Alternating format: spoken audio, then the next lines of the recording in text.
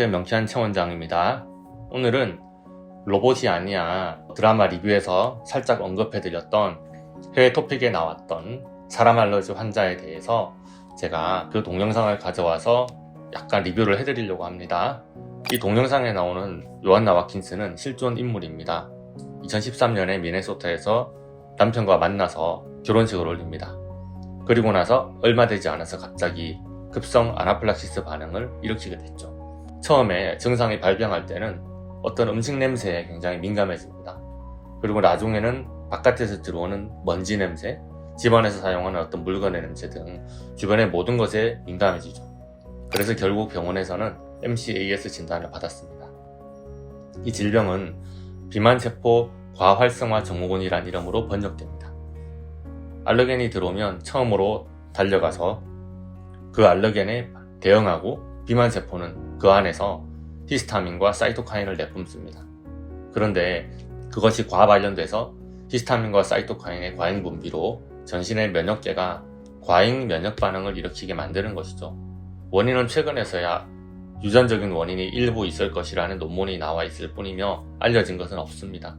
MCAS의 진단 기준에 2개 이상의 아나필락시스가 있을 것이라는 항목이 있다시피 이 질환은 여러가지 알러겐에 생명을 위협하는 아나필락시스 반응을 나타내게 됩니다. 처음엔 집안에서 사용하는 물질이나 음식에 대한 알러지로만 알았지만 나중에는 외부에서 들어오는 냄새나 먼지, 꽃가루 등 주변의 모든 것에 알러지가 있다는 것을 알게 되죠. 그래서 집안에 들어오는 햇빛과 먼지를 다 차단하지만 급기야는 남편에게서 나오는 채취나 어떤 특정한 물질에까지도 다 알러지 반응을 보였습니다. 그녀는 지금도 병원에 가는 시간을 제외하고 대부분의 시간을 격리된 혼자만의 방 안에서 지냅니다. 최근에 근황을 한번 좀 찾아봤습니다. 그녀의 남편은 얼마 전에 전업 간병인 자격을 획득하고요. 본인이 요한나를 간병하면서 나오는 그 보험 급여를 가지고 생활을 하고 있었습니다. 얼마 전에도 페이스북에서 그녀를 도와주는 기부자들과 같이 라이브 채팅도 했더라고요. 얼굴이 많이 쇠약해 보였습니다. 스프라이즈에 나오던 영상에서 체중이 많이 빠지고 쇠약해져서 스스로 걷기도 힘들어한다고 나오는군요. MCAS의 관리는 아나필락시스에 준한다고 나와 있습니다. 아마도 평소에 갑작스러운 아나필락시스 반응을 예방하기 위해서 항히스타민제, 스테로이드, 면역 억제제나 또 응급약인 에피네프린도 상시 준비하고 있을 거라고 생각이 듭니다. 그래서인지 몸은 말랐지만 얼굴은 과거에 비해서 조금 더 부어 보이더라고요. 스테로이드를 장기 사용한 부작용인 쿠싱 증후군이 아닐까라고 추정되었습니다. 그녀의 MCAS는 원인 불명입니다. 아직도 연구되어야 할 것이 훨씬 더 많으며 의료적으로 할 수 있는 것은 응급조치와 평상시에 면역을 억제하는 관리입니다. 안타깝네요.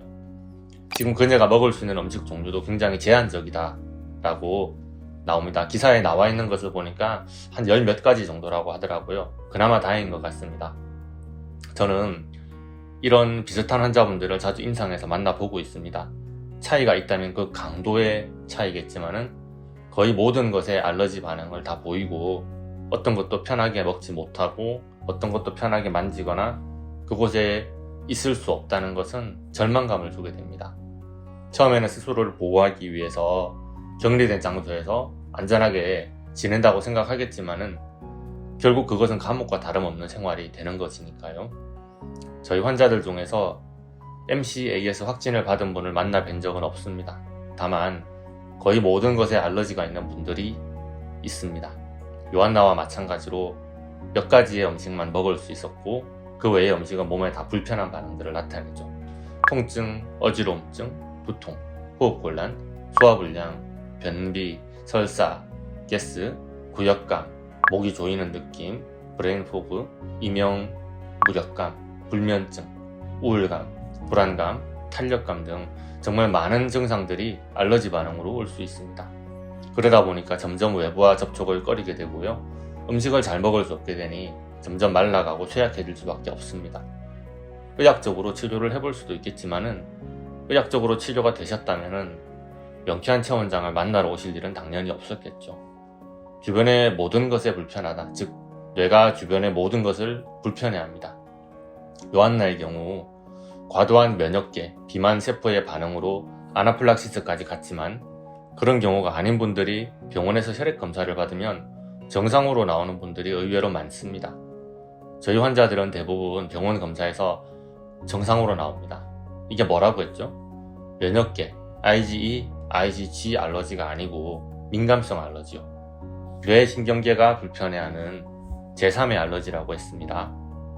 어떤 원인으로 인하여 뇌가 주변의 모든 것을 불편해하며 또 불편해하기 시작한 순간부터 생겨난 불안감으로 스트레스 반응으로 인해서 시간이 지날수록 가지수가 점점 늘어납니다.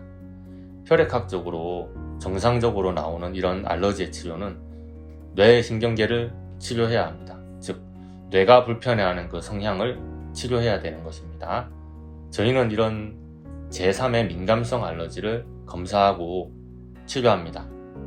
혹시라도 MCAS로 진단받지 못했지만 주변에 많은 것에 알러지가 있어서 괴롭고 검사는 다 정상으로 나오시는 분이라면 제3의 민감성 알러지를 한번 의심해 보십시오. 오늘은 실제 인간 알러지 환자의 사례를 들어서 말씀드렸습니다.